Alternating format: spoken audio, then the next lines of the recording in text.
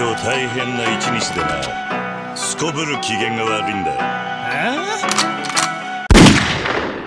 Hello tout le monde, bienvenue dans l'ASP, le podcast qui parle de cinéma asiatique chaque semaine. Aujourd'hui, un épisode un petit peu spécial, c'est notre épisode tier list où on classe les films qu'on a fait dans le podcast de l'épisode 46 à 60. Et pour ça, je suis toujours en compagnie de mon partenaire de choc, Kiko. Salut, comment ça va ? Ça va, je fais des signes de gang mais personne ne les voit. Ouais, ça va, super. Et bah ouais. J'ai juste peur que ça finisse en bain de sang. Je suis d'accord. On va, ou avec la larme à l'œil, je pense qu'on va finir avec en des... pugilat. On va voir les films sortir du top 10, on va pleurer un petit peu. Moi, je vous préviens, le premier qui crie pinage, vous savez que ça va partir en cacahuète. Le petit ref à Kaamelott. C'est ça. Demain, on va porter... C'est pas Kaamelott, c'est HeroCorp. Et HeroCorp, oui, pardon, mais c'est le même personnage qui est dans... Ouais, mais... Non, rien à voir, c'est Alban Lenoir, oui. Oui, il est pas dans Kaamelott. Il est pas dans Kaamelott. Si, il est dans Kaamelott. Si. Oui, si. Putain, Pourquoi on digresse déjà sur autre chose? On est grave. C'est clair, va falloir qu'on se refasse les Kaamelott et les HeroCorp pour être sûr. Ouais. Donc, sur ce, on va parler des 15 derniers films... Pas les 15 derniers films qu'on a fait, mais les 15 prochains films à classer. C'est ça. On va rapidement faire le top 10 des films qu'on a le moins aimé, donc notre bat du classement. On va ensuite dérouler jusqu'à l'arrivée de notre top 10 pour pouvoir voir les 10 premières places du classement. Ok, donc tu vas nous dérouler tout le top. C'est ça. Allez, commence par le plus mauvais. Donc, à la dernière place, on a Les Anges Déchus, The Man from Nowhere, Astir Gobai, Ebola Syndrome, 500 mètres sous terre, Deux Sœurs, Flashpoint, Tigre et Dragon, Godzilla Minus One et The Murderer. Alors, qu'est-ce que tu penses de ces films qu'on a mis à la toute fin ? Bah écoute, j'étais surpris premier abord de certains films qui sont si bas, qui sont dans le top 10 de la fin. Mais en fait, j'ai une explication. Vas-y. Toute simple. Je vais prendre du dernier, donc Les Anges Déchus, A Man from Nowhere et Astir Gobai. C'est le fond du panier. Ouais. Ça, on est tous les deux d'accord. Après, il y a Ebola Syndrome, 500 mètres sous terre, Deux Sœurs. C'est des films qui nous ont pas touchés parce que les thèmes ou Deux Sœurs, déception parce qu'on l'a vu venir à des kilomètres depuis le début. Flashpoint, c'était une déception. De revisionnage. C'est un film qu'on avait bien aimé au premier visionnage. Ouais, moi aussi. Mais le problème, c'est comme on l'avait fait SPL avant, en fait, on s'est rendu compte que SPL et Flashpoint, c'est plus ou moins le même film, plus ou moins les mêmes thématiques, sauf que SPL, ça nous touche un peu plus parce que c'est plus polar noir. Ouais, ce que j'allais dire, c'était plus sombre et voilà. on aimait mieux, quoi. Et après, à partir du Tigre Dragon, en fait, c'est à partir de ce moment-là qu'on a fait des bons films, quoi. Oui, c'est ça. Où on a effectivement après une bonne poignée de bons films. Donc, en résumé, on n'a pas fait beaucoup de mauvais films. Bah ouais, en même temps, on avait mis une liste déjà au départ qui était bien, quoi. C'est ça. Donc, le reste des films qu'on a fait. La balade de Narayama, The Fable, Infernal Affair, Le bon, la brute et le cinglé, Ne coupez pas, La fureur de vaincre, La fureur du dragon, Versus, Hope, Marathon, Les enfants du temps, Police Story, À toute épreuve, First Love, Audition, Crow Zero, Crazy Kung Fu, SPL, Amer Béton, Élection, Thirst, The Chaser, Coming Home, Saya Samurai et Plus Noir. Et là, maintenant, le top du top, la crème de la crème, on a à la 10e place Rashomon, ensuite Princesse Mononoke, Les 7 Samouraïs, Akira, Jugatsu, Sympathy for Mr. Vengeance, Sonatine, Mother, The Strangers et Memories of Murder. Et alors, ce top 10 de la crème, t'en penses quoi ? Ouais, il me plaît énormément. Moi aussi. Mais après, on voit qu'il y a on est un peu monomaniaque sur... Un peu. Donc ouais, on a 2 Bong Joon-ho, on a 2 Kitano, on a 2 Kurosawa, 2 films d'animation, ça c'est bien. Ouais, aussi, ouais, c'est clair. Et un Park Chan-wook. Ouais. Parce qu'on en a fait qu'un dans le podcast. Oui, on en a fait qu'un encore. Donc il y en a qu'un. Non, 2, pardon, il y a Thirst aussi. Ah, il y a Thirst, oui, effectivement. Qui est, pas loin du top 10 aussi. Moi il me plaît énormément. Et puis il y a The Strangers en top 2. Nanjing. Et c'est vrai qu'on a, je rebondis sur les films d'animation, mais ça fait longtemps qu'on en a pas fait. Ça fait un moment qu'on l'a pas fait, ouais. Faudrait qu'on en rajoute plus dans la liste. Ouais, c'est clair, parce on en a encore quelques-uns dedans, mais... On en a mis quelques-uns, mais le prorata animation et film, voilà. ça fait très peu de chance d'avoir un film d'animation. On n'est pas trop équilibré, c'est vrai. Et pourtant, on en a beaucoup, donc faudra peut-être en rajouter. Je pense qu'on en rajouterait au fur et à mesure que les films vont sortir. Ouais. On va rajouter plus de l'animation. Ouais. Et toi, t'en penses quoi de ce top 10 ? Moi, j'aime beaucoup aussi. Je pense que je vais porter le deuil pendant quelques jours après après parce que ça va me faire très mal d'en faire sortir, surtout. Il y en a qui vont sortir. Par contre, je suis très contente que Mother soit si haut parce que c'est vraiment un film. Voilà, écoutez l'épisode si vous voulez, mais que moi j'ai particulièrement adoré. Ouais, bah oui, non, mais donc, c'est un des meilleurs bons jeux. Ouais, donc j'ai bien hâte de voir comment les autres vont se mettre autour de ce top 10. Là. Ouais, mais malheureusement, je pense que Kurosawa va plus être dans le top. Hein. Moi aussi. Aïe, aïe, aïe. Ça va être dur de faire sortir des films comme ça du top 10. Ouais. Même le Miyazaki, hein, je pense que Prince Mononoke va sortir du top 10, malheureusement. Mais bon, c'est le jeu. Complètement. Et si on allait commencer à regarder un petit peu quoi on va parler? Bon, bah, c'est parti pour lancer cette tier list. On va commencer avec l'épisode 46, Burning, un film réalisé par Lee Chang-dong, film coréen, sorti en 2018 de type thriller film à énigme, d'une durée de 2h30, quasiment. Et au casting, on retrouvait notamment Steven Yeun, notre... Walking Dead préféré. Daryl s'appelait, c'est ça? Non, Daryl, c'est Norman Reedus. C'était Glenn. Glenn de Walking Dead. On suit l'histoire d'un livreur qui retombe sur une amie d'enfance. Et en fait, ils vont se relier un peu d'amitié. Et pendant qu'elle va partir, il me semble, en déplacement. Ouais, c'est ça, en vacances ou en déplacement, mais c'est surtout, elle part très loin, parce qu'elle est en Afrique du Sud, je crois, ou dans un pays africain. Et donc, du coup, elle lui demande de venir chez elle pour s'occuper de son chat. À son retour de son voyage, elle revient avec Glenn Steven Yeun. Et donc, lui se sent un peu mis de côté. C'est ça. Parce qu'il a l'impression d'être un bouche-trou. Parce qu'on sait secrètement que lui, il est amoureux de son ami, mais on sent que elle, en fait, elle a l'attirance pour Steven Yeun parce que c'est quelqu'un de très aisé dans la vie, qui roule en Porsche, qui a de l'argent, qui fait des bons restos. Et en fait, il va y avoir un espèce, c'est pas vraiment un triangle amoureux, mais parce qu'on parle pas vraiment d'amour. Ouais, c'est plus, on va dire, ils vont avoir une dynamique dans ces trois personnages-là qui va se créer, quoi. Mais il y aura une part de jalousie de la part de notre héros. Et en fait, à un moment donné dans le film, la jeune fille va disparaître. Et à partir de ce moment-là, on va rentrer dans un thriller et film à énigme, comme énoncé plus tôt. Tout à fait.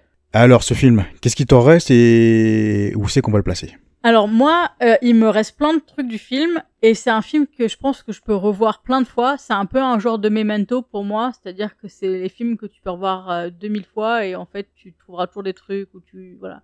Franchement, j'ai déjà envie de le revoir. Et moi, je pense qu'il sera quand même assez haut. Dans le sens, je pense, le top 20 facile. Pour moi, c'est un film qui continue à me faire réfléchir et auquel j'ai passé un très bon moment. Je sais qu'on en avait beaucoup parlé, l'épisode. Je crois que c'était notre plus long de... C'est le plus long, ouais. De toute la je crois que c'est le premier épisode où on s'est vraiment mis à spoiler. Ouais, parce qu'on savait que c'était impossible d'y aller sans. On allait vraiment Mais rien dire. Surtout sinon... que nous, on en avait besoin. Ouais. Parce que on est sorti du film. Moi, j'étais en mode macération. Ouais. J'arrivais pas à comprendre ce que je venais de voir. Et j'arrivais pas à me faire un avis arrêté. L'avis, on s'est fait justement en parlant et en le spoilant. Et à la fin, moi, si je peux rebondir sur ce qui me reste, moi, c'était une énorme surprise, ce film. Ouais. J'étais complètement dérouté sur le visionnage. Et à la fin, en fait, ça m'a un peu mindfucké. Ouais, c'est vrai. Mais sans être trop compliqué, en fait. C'est juste que j'ai commencé à penser à pas mal de choses. J'ai réfléchi à la narration, parce que la narration, en fait, moi, je pensais que c'était vraiment un film tourné autour d'un triangle amoureux, puis après une disparition. Mais finalement, c'est beaucoup plus profond que ça. Il y a énormément de choses à voir. Et moi, pour le coup, je suis d'accord avec toi. Je pense qu'il va être très très haut dans le top. Il va être facile dans le top 20. T'as une idée de la place dans laquelle tu... écoute, moi, je te propose qu'on reprenne le top 20 et qu'on se demande s'il est meilleur ou pas que tel ou tel film. Tu le trouves meilleur que Crow Zero? Oui. Pareil. Crazy Kung Fu? Oui. Pareil. SPL? Oui. Pareil. Amer Béton? Ah, c'est pareil, c'est là où ça a commencé à pêcher pour moi. Oui. Ok, meilleure collection? Non. Moi, c'était, dans tous les cas, j'étais avant ou après Amer Béton, donc on est pareil, quoi. Ouais, je pense que je préfère quand même élection. Ouais. Ok. Donc on le met, il serait dans les top 15 facile. 15-16, il est 16e. Ouais, c'est ça. 17e. Donc après, on va pas vous refaire le top à chaque fois, mais on vous dira à peu près où c'est qu'il est. Ouais, bah finalement Burning, ouais, je pense qu'il est bien placé, mais vraiment, c'est un excellent film. Ouais, franchement. Une excellente surprise et ouais, franchement, le trio, il est incroyable. Niveau de qualité filmique, c'est ouf. Il y a énormément de choses à voir. La photographie est magnifique. Ouais, j'avais adoré. La bande son, elle est énorme. Non, franchement, il n'y a pas grand chose à jeter dans le film. Et puis moi, j'avais aussi la grosse surprise. Tu vois, c'est-à-dire que pareil, je m'attendais à un thriller classique. Et en fait, c'était aussi un sentiment hyper positif parce qu'il y avait ce côté de vraiment me prendre à contre-pied, au dépourvu et tout. Bah, et donc, et même en cherchant, tu vois, en allant regarder ce qu'on avait en tête, et ben au final, j'avais quand même des trucs où il fallait que je me rattrape. Ça allait pas, tu vois. Il y avait toujours ce côté de, bah finalement, non, on sait pas vraiment. Ouais. Juste ça, en fait, de pas savoir, c'est bien. Mais moi, je me souvenais justement que moi, j'étais dérouté parce que moi, j'arrivais pas à comprendre le côté thriller du film. Au début, c'est pas du tout un thriller. Ouais. Le thriller, il vient vraiment en deuxième partie de film, après la disparition, justement. Et c'est à partir de ce moment-là, je me suis dit, oh, attends, c'était pas une comédie, c'était pas une romance à la base, quoi. Et du coup, c'est pour ça qu'en fait, le visionnage, il m'a complètement perdu, perdu sans vraiment sortir du film. Mais ouais, il m'a mindfucké. Et puis à la fin, puis le final, il est incroyable. Donc ouais, franchement, une grosse recommandation. Je suis contente, je suis fière de l'avoir mis. Alors, donc là, on va parler de My Mother Eyes. Ouais, ça va être rapide. Donc c'est un film sorti en 2023 de catégorie horreur thriller. Il a été réalisé par Takeshi Kushida et c'est l'histoire de, pour faire simple, un Black Mirror avec une femme et sa fille qui connectent leurs yeux en VR. Ouais, voilà. Donc c'est une femme aveugle qui va voir à travers les yeux de sa fille. Exactement, pendant qu'elle reste alitée. Parce qu'elle est tétraplégique, je crois. Ouais, un truc comme ça. Puis en fait, elle va vivre à travers les yeux de... Et donc... de sa mère. C'est ça, c'est sa mère? Ouais, c'est ça, c'est sa mère. Je suis même plus souvenir de... Enfin bref. Et donc, on n'avait pas aimé. Pas du tout. C'est un film qu'on a vraiment eu aucun affect. Je crois que c'est un des premiers films où on a commencé à parler. On a parlé pendant le film, on s'est dit c'est quoi ce truc-là. On a mis ça en x2, je crois. Et en plus... Pour finir, tellement c'était mauvais. Le pire, c'est qu'à la base, ça devait être un épisode Halloween. Ouais. Et on l'a mis en épisode hebdomadaire parce que bah on l'a regardé, puis on s'est dit bah on va sortir un épisode, hein, parce que si on s'est infligé cette horreur-là, on va... Ouais, puis il y avait aussi le côté faire un épisode spécial d'Halloween sur un film qui est pas vraiment horrifique. Et qui ouais, il est pas du tout horrifique en fait. Ouais. C'était un peu pourri, quoi. Donc, où tu le mets celui-là? Dernier. Pareil, voilà. Très facile. Bah, laissez peser, c'est fini. Par respect pour Wong Kar-wai, je vais pas le mettre devant parce que... Non, mais puis là, il y a rien à sauver. Ah non, il y a rien du tout. Donc là, c'était facile. Hein. Très facile. Next, on passe à la suite. Ouais, j'ai pas besoin de en dire plus. On recommande pas quand même un peu le film juste pour donner envie aux... Non, c'est pas tu veux y aller, je t'en prie, mais moi Non, moi je vais y aller, mais je vais aller me coucher plutôt. Next, on va passer à un grand classique. Un Battle Royale. Grand classique. Grand classique. Un film réalisé par Kinji Fukasaku, qui nous a quittés malheureusement. Et est-ce que j'ai besoin vraiment de présenter Battle Royale? Allez, juste pour le principe. Rapidement. On va suivre des collégiens qui vont se faire enlever et séquestrer sur une île déserte et où ils vont apprendre par Takeshi Kitano qu'ils doivent s'entretuer et il doit en rester qu'un. Facile, simple, efficace. Ça. Donc ça va être des jeunes qui s'entretuent. Un plaisir pour certains. Qu'est-ce qu'on peut dire d'autre sur Battle Royale? Bonne critique, je pense, de la société, de la jeunesse, de l'écart. Ouais. C'est un excellent film, c'est un classique. J'ai pas besoin de dire grand chose sur le film, il est toujours efficace aujourd'hui. Nous on a eu peur qu'il ait vieilli sur certaines thématiques, peut-être sur l'imagerie aussi. Ça a un peu vieilli sur certaines mises à mort où on voyait vraiment que c'était du sang numérique, tout ça. Mais mis à part ça, c'est toujours efficace, c'est bien écrit. Kitano rajoute vraiment un petit plus carrément. Avec son personnage justement et c'est toujours un classique. Par contre maintenant c'est qu'on va le mettre celui-là. Je sais pas, t'en penses quoi toi? Moi c'est pareil, je pense qu'il sera dans le top 20 facile. Je suis d'accord. Donc on reprend la liste. Est-ce qu'il est meilleur que Crazy Kung Fu? Oui, clairement. Est-ce qu'il est meilleur que SPL? Oui, clairement. Est-ce qu'il est meilleur que Amer Béton? Oui. Burning? Oui. Élection? Moi je dirais oui aussi. Oui. Thirst? Je sais pas. C'est bizarre parce que là c'est complètement différent aussi. Bon, même si c'est différent avec les autres, mais... Moi, je le mettrais par là, je pense. Moi, je mettrais quand même meilleur que Thirst. Ok, encore entre The Chaser et Thirst. Ouais, okay. Facile. Parce que The Chaser, quand même. Ouais, je comprends. Alors, prochain film, c'est Opération Dragon, un film réalisé par Robert Klaus en 1973, avec, bien évidemment, Bruce Lee et... Bruce Lee. Et Bruce Lee. C'était pas ça que je voulais faire. Non, il y en a d'autres. Et donc, ça parle en Lee, qui est un membre du temple Shaolin, qui est contacté quand il y a pour infiltrer un tournoi d'arts martiaux. Forcément, il y a plein de trucs qui se passent pas bien, hein, comme dans tous les films. Et donc, il se retrouve à participer à un tournoi sur l'île appartenant à Han, qui est en fait un trafiquant d'opium. Voilà, ça va être un peu son infiltration et les grosses bastons avec les autres membres du tournoi. Voilà. Qu'est-ce que t'as pensé du film et tu voudrais le mettre où, toi? Alors déjà, moi, je voudrais juste soulever le fait que pour moi, il n'a rien à faire dans l'ASP hebdomadaire. Tout à fait, on s'est un peu foiré sur celui-là. Ouais, parce que déjà, réalisateur américain, production américaine en partie. Ouais. Même dans l'ASP sans frontières, il n'aura pas sa place. Non, c'est clair.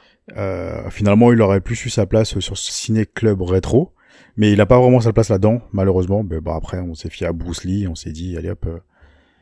Mais bon, qu'est-ce qui me reste? Bah oui, après, moi je vais faire des déçus, mais moi c'est clairement celui que j'ai le moins aimé des Bruce Lee qu'on a fait. Ouais.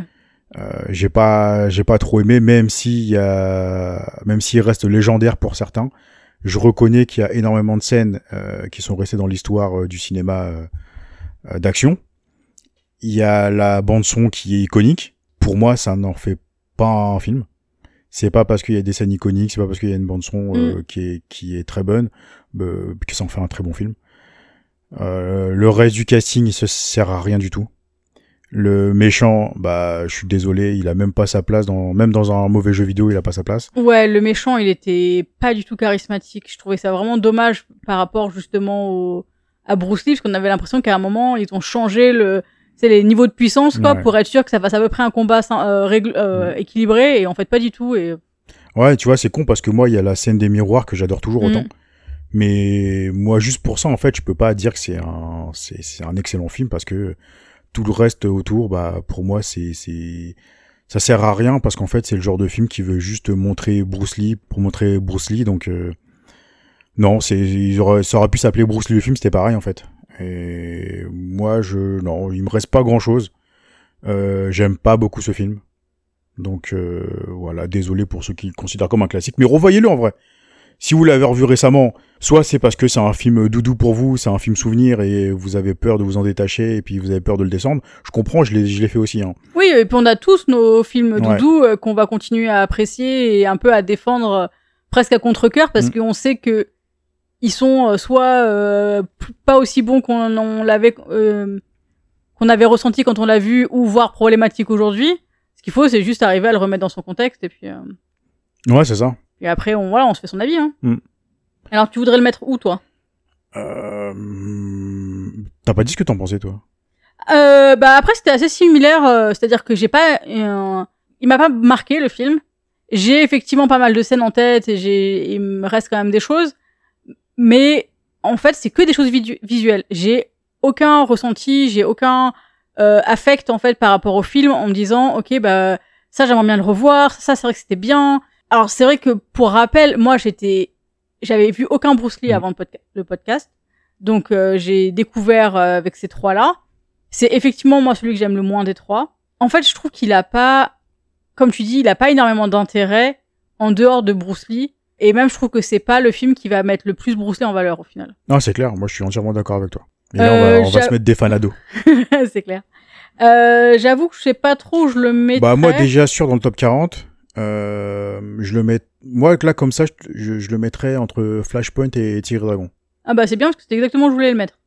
Donc, c'est parfait. Alors, ça, y a pas de débat. Donc, meilleur que Flashpoint. Je dirais, ouais, moins bien que Tigre Dragon, parce que Tigre Dragon, ça reste quand même un film très bien réalisé. Oui, complètement. Et c'est un film où je trouve qu'il y a plus de... C'est un film qui te prend plus. Tu vois? Il t'embarque plus dans l'histoire. Bah, il y a une histoire, il y a de la poésie, il y a des chorégraphies qui sont sont magnifiques. Il y a des scènes iconiques aussi, la scène sur les bambous, tout ça. Donc, ouais, je pense qu'il a sa place ici, quoi. Je te laisse faire le suivant? Ouais, c'est parti. Et là, bon bah, là c'est un beau petit doudou pour moi aussi. Maintenant, on va passer sur Kid Returns. Ouais. De Kitano. Tout à fait. Top 10. Ah non, merde, j'ai oublié plein d'étapes. Oui, donc, un film réalisé par Takeshi Kitano, de type sport-drame, sorti en 1996 et d'une durée de 1h48. Et on va suivre deux amis, Masaru et Shinji, des cancres, qui n'aiment pas aller à l'école, qui aiment racketter les autres élèves. Et donc, un jour, il y en a un des deux, on va dire, c'est le mâle alpha du duo, qui va se faire rouster par un boxeur professionnel. Et à la suite de ça, en fait, il va vouloir lui aussi s'entraîner, puis se lancer dans la boxe. Et emmener par la même occasion son ami qui est très introverti. Et donc, du coup, ils vont tous les deux se lancer dans la boxe, jusqu'à que, finalement, on se rend compte que l'introverti a un réel talent pour ce sport-là. Et que l'autre, finalement, il va complètement laisser tomber, lui laisser, on va dire, le champ libre pour qu'il puisse évoluer, puis lui, il va se lancer dans une carrière dans le Yakuza Corp. Ouais, tout à fait. Voilà. Je pense que c'est pas mal résumé, ça, non? C'est très bien résumé. Top 10? What else?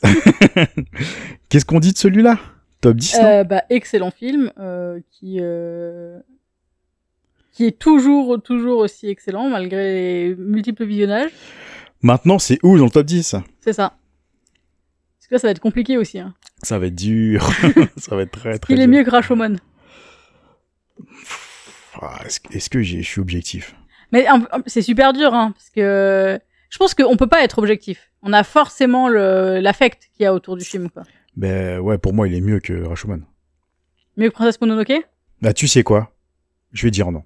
Parce que Princesse Mononoke, j'ai de l'affect aussi pour ce film-là. Ouais. En fait, moi, c'était bizarre comme façon de classer, parce que au départ, j'allais les classer par rapport aux deux autres Kitano. Est-ce qu'il est mieux que Jugatsu? Est-ce qu'il est mieux que Sonatin? Non. Donc, moi, déjà, à Jugatsu, je me suis dit non aussi. Parce qu'il y avait tellement de choses qui m'ont, pareil, surprise, contre-pied dans Jugatsu, qui m'ont vraiment déstabilisé, que voilà, il y avait quand même quelque chose de particulier avec ce film-là, quoi. Non, puis on l'a dit, Kid Return, en fait, c'est un peu le film conventionnel de la carrière de Kitano. Il est excellent, mais comparé à ses autres chefs-d'œuvre, c'est difficile en fait de le comparer parce que on va dire un peu plus terre à terre, si je peux dire ça sans être péjoratif. Clairement pas meilleur que Jugatsu et Sonatin et puis les autres qui vont venir derrière. Donc puis non, puis comme j'ai dit, moi Princesse Mononoke, j'ai de l'affect aussi. Ouais, je suis d'accord. Celui-là il me touche en tout point. Surtout sur la musique de Joe Hisaishi, sur la raison de Miyazaki, sur les thématiques. Donc non. Je mettrais devant Rashomon parce que Rashomon, c'est pareil, c'est un film que j'ai découvert très tard. Donc j'ai beaucoup moins d'affect, même si j'adore ce film. Ouais, je suis d'accord. Donc moi je pense que je le mettrais là. Ça me va très bien. Donc Rashomon est le premier film à sortir du top 10. Ouais. Voilà. Bye bye Kurosawa. Désolé. Mais pareil, hein, pas oublier que s'il sort du top 10, c'est pas parce qu'il est... C'est pas parce qu'il est pas bon. Voilà. C'est juste qu'on a un top 20 déjà incroyable. Donc, Alors, notre prochain film à classer est Exuma, un film sud-coréen de Jang Jae-young, sorti en 2024. C'est l'histoire d'un riche père de famille sud-coréen qui, après une expatriation aux États-Unis, trouve qu'il y a des problèmes à la naissance de son fils. On sent qu'il y a une dynamique un peu bizarre. Et donc, il va faire appel à une chamane et son acolyte pour, en gros, nettoyer les esprits autour de sa famille. Ils vont retourner en Corée. Il va y avoir l'exhumation de la tombe du grand-père, je crois, ou de l'arrière-grand-père d'un ancêtre. Et va s'en suivre plein de problèmes en lien avec les esprits, le fait d'avoir ouvert la tombe, de chamanisme, tout ça, les croyances. C'est ça. Donc il y a des rituels chamaniques, il y a aussi on sent qu'il y a des secrets de famille, des choses comme ça qui vont se perdurer dans la famille. T'en as pensé quoi? Moi je me souviens surtout de l'épisode qu'on a enregistré, on n'était pas en accord tous les deux. Ouais. Moi je l'ai beaucoup plus apprécié que toi. C'est ça. Moi j'ai trouvé que c'était un film efficace dans ce qu'il propose. Pas le chef-d'œuvre que j'attendais peut-être, même si j'attendais pas forcément, parce que moi j'avais peur de la comparaison avec The Strangers. Ouais. Et finalement, il est beaucoup moins bien que The Strangers, ça c'est clair et net. Mais par contre, moi j'ai passé un excellent moment, parce que comme je l'ai dit, moi j'adore tout ce qui est spirituel et tous les trucs un peu chamanisme, tout ça, les rituels, tout ça. Moi, ça m'attire beaucoup ce genre de truc-là. C'est des thèmes que j'aime bien. Donc moi, je me suis pas ennuyé. C'est un film qui est très efficace, même si c'est souvent cousu de fil blanc. Ouais, moi c'était ça que je lui reprochais en fait au film. Mais moi, dans l'ensemble, j'ai passé un bon moment. Je trouve que c'est un très bon film. Moi, c'est ça. J'ai pas un mauvais souvenir en soi, avec le recul. C'est pas un film où je vais dire c'était un mauvais film ou quoi que ce soit. Je suis peut-être un peu plus atténué par rapport au visionnage qu'on avait fait. Mais c'est un film où, tu vois, comme tu dis, toute la partie chamanique, la partie des rituels, la partie histoire aussi de la Corée, comment des traditions, comment ça s'inscrit. Tout ça, j'ai trouvé ça hyper intéressant. Moi, c'est plus justement, on va dire, les histoires qui est censé lier tout ça, qui m'a laissé un peu sur ma faim. J'ai trouvé ça soit prévisible, soit effectivement pas ouf. Et donc voilà, c'était pas un sentiment où j'ai passé un excellent moment, mais c'est pas non plus un mauvais moment, quoi. Pour moi, c'était pas un mauvais film. Il est quand même très bien réalisé. Il y a beaucoup de très belles choses dedans. Je pense que c'est un film que je recommande de manière générale à voir. Mais voilà, peut-être. Je sais même pas en fait. Si, allez-y, je recommande et puis faites-vous votre avis comme d'habitude. Moi personnellement, je le recommande. Ouais, pour moi, c'est un film efficace. Très bien. Bah par contre, je te laisse le placer parce que moi, je vais essayer de faire des concessions. Ok. Donc, moi, je le mettrais dans le top 30. Est-ce que tu es pas d'accord avec moi ou tu l'aurais mis plus haut? Bah essayons de le prendre dans le top 30 et puis déroulons un peu le classement pour voir s'il est meilleur que tel ou tel film. Alors après, là, je vais arriver à une problématique. C'est qu'en fait, il y en a où je trouve qu'il serait au-dessus de certains films, mais qu'il y en a un qui est en dessous, qui est mal classé. Et donc, ouais, c'est vrai. Donc voilà, bon, on va voir. Est-ce que tu le mettrais au-dessus de La Fureur du Dragon? Oui. Au-dessus de Versus? Ah, c'est pareil, j'ai énormément d'affect là-dessus. Est-ce que... Non, pour être objectif, oui, c'est meilleur que Versus. Au-dessus de Hope? Oui. Au-dessus de Marathon? Oui. Ok, jusque-là, on est d'accord. Au-dessus des Enfants du Temps? Oui. Ok. C'est là où, tu vois, c'est un peu particulier, parce que j'ai aussi, pareil, un bon feeling avec les Enfants du Temps. Au-dessus de Polystory? Ah, c'est dur aussi, parce que moi, c'est un de mes Jackie Chan préférés. C'est très très difficile. Toi, t'en penses quoi? Bah, en fait, moi, j'ai envie de dire, dans la réalisation et dans le travail cinématographique, oui, il est au-dessus de Polystory. Après, dans le moment que j'ai passé un meilleur moment avec Polystory. Ah, mais Polystory, niveau réalisation, c'est incroyable aussi. Hein. Oui, c'est incroyable, mais si tu veux, il y a le côté beaucoup plus actuel, léché. Oui, sur l'imagerie. Une photographie qui est bien partie. Oui. Voilà, tout à fait. Mais le côté technique, je pense que Polystory est largement au-dessus d'Exhuma. Parce que Exhuma, elle se concentre aussi beaucoup sur du CGI. C'est vrai, tout à fait. Là, je suis d'accord, t'as raison. Moi, si je dois, parce que je pars du principe que je dois faire une concession quand même. Et moi, je l'aurais pas mis au-dessus déjà, moi, je l'aurais pas mis au-dessus des Enfants du Temps. Ouais, moi aussi quand même, parce que les Enfants du Temps, c'est sympa, mais c'est pareil, c'est assez bancal dans le scénario parce que c'est pareil, c'est trop convenu, puis il y a des choses qui sont pas très logiques et des décisions qui sont un peu tirées par les cheveux, je trouve. Mais un peu trop enfantin aussi pour moi par rapport à... Oui, c'est vrai. Alors c'est vrai qu'on l'avait fait un visionnage en famille aussi, donc il y avait peut-être aussi ce côté-là. Mais c'est pareil, c'était un bon moment, c'est un film que je trouve visuellement très beau aussi, mais je préfère quand même Exhuma. Donc on le met entre Polystory et Les Enfants du Temps? Moi je le mettrais là, après je sais pas ce que t'en penses. Non, ça me convient. Ça me convient parfaitement. Ok. À toi, vas-y. Parle-nous de notre prochain film. Le suivant, c'est Les Amants Sacrifiés. Oula. Ouais, comme tu dis. Donc un film réalisé par Kiyoshi Kurosawa, sorti en 2020, de type guerre-romance et d'une durée de 1h56. Alors l'histoire, je vais essayer de m'en souvenir parce qu'il me reste pas énormément de choses de ce film-là. En fait, on va suivre un couple, tout ce qu'il y a plus traditionnel dans les années 40, où ils sont épanouis, ils ont un business qui est florissant, tout va bien, ils sont tout beaux, ils sont tout jeunes. En fait, la femme va se méfier de son mari parce qu'en fait, elle voit des choses louches, notamment quand il revient de déplacement à l'étranger. C'est assez bizarre, même à pitcher, parce que finalement, au début, on va plus se concentrer sur la femme qui va penser qui commet un adultère. Mais le film va évoluer sur autre chose parce que, comme je l'ai dit juste avant, c'est un film de guerre avant tout. C'est ça. Parce que ça se passe dans les années 40, donc forcément, le Japon, tout ça. Enfin, je vais pas spoiler non plus le film, tu vois, mais parce que peut-être aussi je l'ai oublié. C'est surtout pour ça. Juste pour si t'arrives à faire un complément, ça m'arrangerait parce que là, pour le coup. J'y vais. Je me lance, on verra ce que ça donne. En fait, il y a un contexte effectivement de guerre et notamment de repli du Japon sur lui-même. Donc le mari a un business dans l'industrie textile international, donc il l'exporte beaucoup. Donc il a beaucoup de contacts avec notamment l'Angleterre. Et donc l'Angleterre étant du côté des Alliés et le Japon du côté de l'Axe, forcément ça crée des problématiques et son mari est suspecté beaucoup par la police. Oui, donc il y a aussi tout ça en fait. Il y a la suspicion de la femme comme quoi il aurait une liaison et il y a après toute la suspicion aussi de fraude ou de business illégal. Comment on dit, les descentes de la police dans le business pour voir s'il y a pas de problème ou si tout est en règle et un peu aller chercher des noises pour vérifier que... Et puis finalement, qu'est-ce qu'on se prend la tête? On peut spoiler. Donc finalement, en fait, c'est un espion de l'armée japonaise. Alors non, je crois pas. Non, parce qu'en fait, justement, il est contre... il dénonce le Japon. Il est... alors je sais pas de quel bord il est d'espion, mais en fait, il a découvert que l'armée japonaise faisait des expériences humaines sur des personnes de la Mandchourie. En Mandchourie, ouais.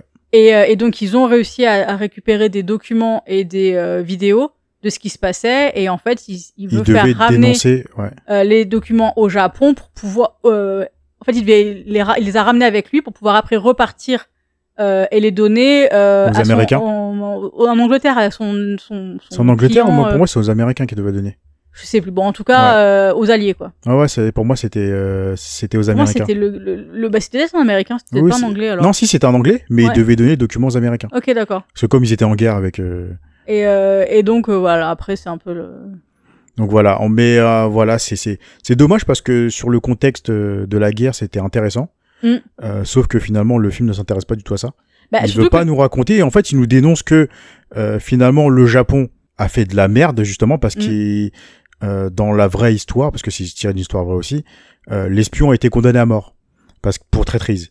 Alors que lui, il a voulu dénoncer justement les horreurs que faisait le Japon. Ouais. Dans les années 2000, en fait, le Japon s'est excusé publiquement de tout ce qui s'est passé en Mandchourie, tout ça. Donc ils ont avoué qu'ils faisaient de la merde et de la dégueulasserie humaine. Donc ça arrivait très très tard. Ouais. Mais par contre, le film ne dénonce jamais ça ou ne prend pas le risque aussi de dire que son pays a fait de la merde, en fait. Oui, on sent que c'est genre un constat, mais pas une critique, quoi. Exactement. Et c'est dommage, en fait, parce que le fond était intéressant, mais la forme, franchement, elle est inexistante. Ouais. Et puis, bon, le casting est pas intéressant. Il n'y a pas vraiment de performance d'actrice qui va sortir du lot ou qui va un peu nous prendre au trip pour pouvoir... sur des sujets, justement, comme ça, dramatiques. Et puis, moi, c'est le seul point positif, justement, que j'ai, c'est le peu d'informations historiques qu'il y a, parce que c'était une période de l'histoire sur ce côté-là qu'on connaît pas. Mais, c'était tellement minime que ça tient pas le film, quoi, tu vois. Non, pas du tout. Puis, esthétiquement, c'était pas très beau. Ouais, et puis l'histoire d'amour entre ces deux personnages-là, qui auraient pu être aussi pareils, super dramatique, super intéressante, parce que, complexe, quoi, tu vois, avec tous les non-dits, le espionnage, puis le contexte de guerre qui dans tous les cas va détruire des familles, des couples et tout ça. Et c'est pareil, c'est tout en surface, c'est tout aseptisé. Ouais, exactement. Alors, tu le mettrais où celui-là? Oh là, c'est dur. Hein. Moi je l'aurais mis dans le top 50. Ouais, facile, mais je crois que si je pouvais dupliquer la vignette, je le mettrais entre chaque film. Parce que franchement, il est inclassable, ce film, parce que bon, allez, on va prendre comme dans l'ordre, mais est-ce qu'il est meilleur que Mother Eyes? Oui, quand même. Mais est-ce qu'il est meilleur que Les Anges Déchus? En fait, le truc, c'est que pour moi, il est mieux que The Man from Nowhere. Ouais, dans le sens où il y a plus d'intérêt dedans, mais... Mais tu vois, en fait, c'est con parce que Les Anges Déchus, en fait, il est aussi bas parce que c'est un film qui me touche pas du tout. Sur les thématiques, sur la réalisation, même si je reconnais qu'il y a un talent. Ouais. Je reconnais qu'il y a un talent, mais c'est un talent qui ne me touche pas. Le côté prétentieux de Wong Kar-wai, en fait, c'est un cinéma qui ne me touche pas du tout. Et c'est pour ça qu'en fait, Wong Kar-wai, on le met, parce que je pense qu'on est assez d'accord pour le mettre aussi bas. On était complètement d'accord. Donc ouais, c'est difficile, mais je le mettrais quand même derrière du Wong Kar-wai, parce que niveau réalisation, c'est zéro complètement, quoi. C'est un zéro pointé. C'est vrai. Il y a aucune démarche artistique, contrairement rien du tout. à Wong Kar-wai, même si c'était pas une démarche qui nous touche, quoi. Et même si le fond, je le trouve intéressant, je peux pas non plus le mettre plus haut parce que finalement, le fond, en fait, on s'y intéresse pas tant que ça. Enfin, oui, le réalisateur ne veut pas nous faire intéresser sur ça. Moi, je me suis intéressé à ça parce que je me suis renseigné derrière. Mais le film, à aucun moment, il te dit, regarde mon histoire, regarde l'histoire que je vais raconter. Et c'est super frustrant parce que justement, c'est vraiment ces éléments-là qui, moi, seraient allés me chercher, mais super vite, quoi. Ah, clairement. À chaque fois, il y avait des petits bouts, tu vois, à chaque fois qu'il y avait un mini grain de sable qui arrivait, là, tu te raccrochais au truc en disant, allez, c'est bon, on va y aller, puis au final, que dalle, quoi. T'avais l'impression qu'il y avait les politiciens japonais qui étaient derrière avec leur tapette à mouche, en train de mettre des tapes sur la main de Kurosawa, quand là, tu coupe la caméra. On arrête là, tu vois. Et voilà, c'est pas un film du tout abouti.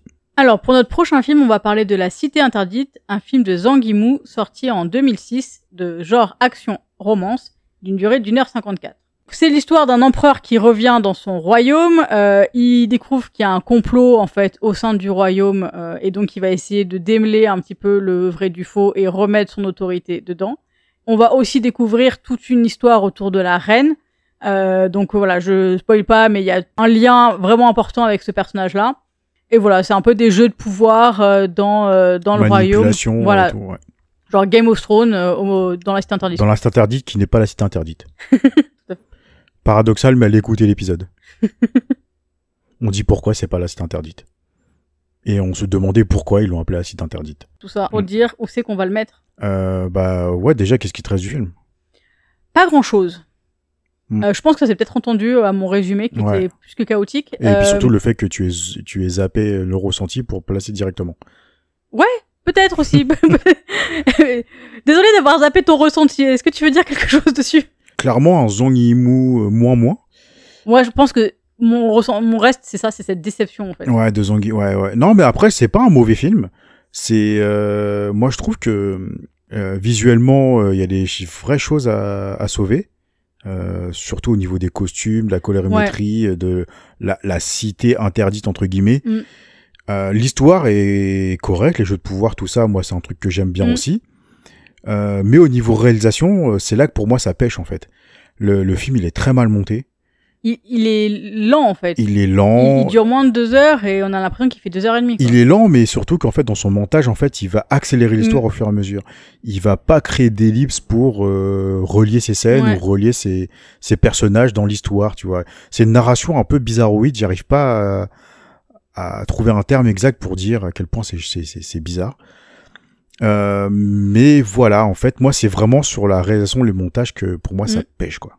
Moi, finalement, tu vois, un des éléments qui me reste du film le plus, c'est pas forcément sur l'histoire ou quoi que ce soit, mais c'est toutes les scènes de procession, en fait, où on voit vraiment comme tu disais, le travail des costumes, il est, par contre, excellent. Et je sais pas à quel point c'était fidèle, mais visuellement, c'était vraiment frappant, quoi. Là, ça me pose bien une ambiance et tout. Mais après, sur l'histoire, j'ai pas... Je suis d'accord avec toi, la narration elle était pas fluide. Ouais. Et finalement, il me reste pas grand-chose. Ouais. Toi, alors déjà, est-ce que tu le mettrais dans le top 50? Non, je pense pas. 40? Oui. Pareil. Est-ce qu'il est mieux que 2 heures? Oui. Oui. Est-ce qu'il est mieux que Flashpoint? Oui. Oui. Est-ce qu'il est mieux que Opération Dragon? Oui. Oui, allez. Est-ce qu'il est mieux que Tigre et Dragon? Ça, je sais pas. Non, pour moi, non. En plus, c'est le genre de film qui pourrait se comparer facilement. Ouais, complètement. Donc, moi, je préfère quand même Tigre et Dragon. Ouais, pour beaucoup de choses, je préfère Tigre et Dragon. Après, c'était plus, tu vois, peut-être même quoi, en même temps, il y a quand même des jolis trucs dans... C'est interdit. Dans Tigre et Dragon. Oui. Dans les deux films, il y a un parti pré artistique, les deux me plaisent bien, tu vois. Mais il y en a un, en fait, qui est très mal monté, donc pour moi, c'est presque criminel parce que ça te fait sortir du film. Ouais, je suis d'accord. En fait, le rythme, il est assez bizarre et je peux pas sauver ça, quoi. Bah, moi, je trouve que c'est une bonne place. Je suis d'accord avec toi. On le met là, alors? On le met là. Allez. Et après, c'est le genre de film, tu vois, où on n'a pas un avis, comment dire, hyper fort, quoi. Tu vois, genre, celui-là, oui, il faut vraiment que ça soit tout en haut, ou celui-là, il faut vraiment tout en bas, quoi. Ouais. On est vraiment dans la catégorie du milieu qui est un peu... Ouais, c'est vraiment mid, quoi. Enfin, mid moins, même. Ouais. Allez, je te laisse passer au film suivant. Ouais, le film suivant, ça va être déjà un peu plus intéressant. Donc, on va passer à Nobody Knows, un film de Hirokazu Koreeda, le premier de Koreeda dans le podcast, un réalisateur qu'on aime beaucoup. Moi un peu plus que toi, parce que j'en ai vu un petit peu plus. Ouais. Donc pour ce film-là, sorti en 2004, de type documentaire drame, je lis ce qui est écrit sur Google, documentaire, ce qui est pas faux, parce que dans sa réalisation, ça sera vraiment là, on sera vraiment là-dessus, d'une durée de 2h21. Donc en fait, on va suivre l'histoire d'une mère qui a 4 enfants, qui va emménager dans la banlieue en fait de Tokyo. En fait, on va apprendre qu'elle cache 3 de ses enfants, pour X raisons. Déjà pour le fait que mère célibataire avec 4 enfants, déjà c'est mal vu au Japon. C'est au niveau des loyers, tout ça, de comment tu fais rentrer des enfants, tout ça, c'est très compliqué. Pour pouvoir avoir un appart aussi. Pour avoir un appart, donc c'était beaucoup plus facile en tant que mère célibataire avec un enfant d'avoir un appartement. Et au final, on va voir que les enfants sont livrés à eux-mêmes. Parce qu'il y en a un qui peut sortir et c'est celui qui s'occupe des besoins de la famille, c'est-à-dire faire les courses, tout le tralala. Et en fait, la mère, elle va travailler. On sait pas ce qu'elle a fait vraiment comme travail, donc on sait qu'elle s'en va. Au début du film, on la voit revenir le soir, et à un moment donné, on la voit revenir une semaine après, un mois après, des mois plus tard. Donc en fait, on va suivre vraiment les aventures de ces 4 enfants livrés à eux-mêmes dans leur appartement. Et en fait, ça va être un peu une tranche de vie sur comment 4 enfants en bas âge, dont l'aîné a quoi, une douzaine d'années, 12-13 ans. Ouais, c'est ça, c'est dans ces eaux-là, quoi. Et va s'occuper de ses frères et sœurs. C'est ça. Voilà. Qu'est-ce qui te reste de ce film? Ah, moi, j'ai énormément aimé. Ouais. Il m'en reste plein de choses. Ouais, c'est vraiment un film qui m'avait beaucoup touché par son sujet, par, comme tu disais, le côté aussi aspect de documentaire. Donc, c'est vraiment un film qui va montrer les populations invisibles de Tokyo et du Japon, je pense, de manière générale. Aussi, tous les failles de la société, sans en faire un film moralisateur ou quoi que ce soit. Donc, les actrices enfants jouent extrêmement bien. Le personnage de la mère aussi est très bien écrit parce qu'il aurait pu soit être un personnage martyr ou tout contre elle ou au contraire un personnage complètement antipathique. Il arrive à jongler avec les deux et à aussi beaucoup nous faire réfléchir et nous questionner sur la situation de la mère. Ouais. Et donc non, franchement, c'est un film qui par ses thèmes m'ont extrêmement bouleversée et qui en plus a une très belle écriture et une belle narration de Koreeda, quoi. Et surtout que pour rajouter un petit peu plus, c'est basé d'une histoire vraie. Donc ça prend vraiment encore plus d'ampleur. C'est ça, complètement. Parce que comme tu l'as dit, on s'intéresse à un fait divers qui a explosé au Japon, mais que personne n'a vu parce que population invisible. C'est ça. Et c'est là tout le cinéma aussi de Koreeda qui s'intéresse à ces gens-là. Et moi, c'est tout ce que j'adore dans son cinéma. Ouais, tout en intimité. C'est ça. Et moi, ça me parle, c'est ma cam, donc j'adore. Ouais, et puis moi, je trouve qu'il en fait jamais des personnages parfaits, en fait. Parce qu'il arrive toujours à écrire des personnages qui sont effectivement dans des situations souvent terribles, mais qui arrivent à en faire des personnages qui sont pas juste leur drame à eux, en fait, ou leur situation à eux. Ils sont toujours beaucoup plus que ça, et ça en fait pour moi un cinéma et en plus des histoires que j'adore. C'est vraiment ma cam, pour le coup. C'est notre cam. On est drogué à Koreeda. Alors, jusqu'où il monte celui-là? C'est dur, mais dans le top 20. Ouais, je suis d'accord. Je suis d'accord pour le top 20. Par contre, où ça va être compliqué. Meilleur que Crazy Kung Fu, oui. SPL, oui. Amer Béton, oui. Oui. Alors c'est vrai qu'en plus il y a des thèmes assez similaires avec Amer Béton, hein, mais Burning. Oui. Ah. En fait, pour moi, c'est les thèmes qui me parlent plus. Ah, c'est dur parce que Mais je suis d'accord qu'après sur plein d'autres choses, sur tu vois la réal et même sur tu vois à quel point on a parlé du film Burning, ça pourrait être un truc. Moi, dis-moi si tu le mettrais, mais moi je pense que je sais pas. Je le mettrais réellement entre Amer Béton et Burning parce que en potentiel de revisionnage, Nobody Knows, c'est très compliqué parce qu'il faut pas, on l'a dit, il dure 2h20 quand même. Ça reste vraiment un documentaire intimiste qui est très difficile à regarder régulièrement, alors que par exemple moi Burning, j'ai envie d'y retourner tout de suite, tu vois. Ouais, non, je suis d'accord avec toi. Franchement là-dessus, ça me va. Allez. On le met là. Parce que de toute façon, il y aura d'autres Koreeda et puis... C'est aussi un peu ce que je me dis. Hein. Et c'est que juste celui qui passe derrière... Même moi, de tous ceux que j'ai vus de Koreeda, c'est pas mon préféré. Oui, pareil. Donc déjà, c'est pour teaser qu'il y aura d'autres Koreeda qui seront largement dessus. Il y en a un qui vient juste après, il me semble. Oui, effectivement. Donc je vais en parler tout de suite. Donc c'est une affaire de famille, comme on a dit, de Koreeda. Donc le film est sorti en 2018, il est catégorisé crime thriller et il dure 2 heures et 1 minute. On va suivre une famille, la famille Shibata, qui va un peu se débrouiller pour pouvoir joindre les deux bouts. C'est une famille qui vit à Tokyo, en dessous du seuil de pauvreté. On va suivre un père et son fils qui vont aller un peu voler des trucs à l'épicerie pour pouvoir manger et découvrir une petite jeune fille qui est enfermée sur son balcon dehors en plein hiver, sans ses parents. Et ils vont la recueillir pour pouvoir juste la laisser survivre, quoi. Et voilà, on va suivre après comment cette jeune fille s'intègre dans la famille. Une dynamique familiale, voilà, et tous ensemble. C'est vraiment voilà l'histoire de cette famille-là, avec tous les plus et les moins, on va dire, d'une famille, les secrets, Exactement.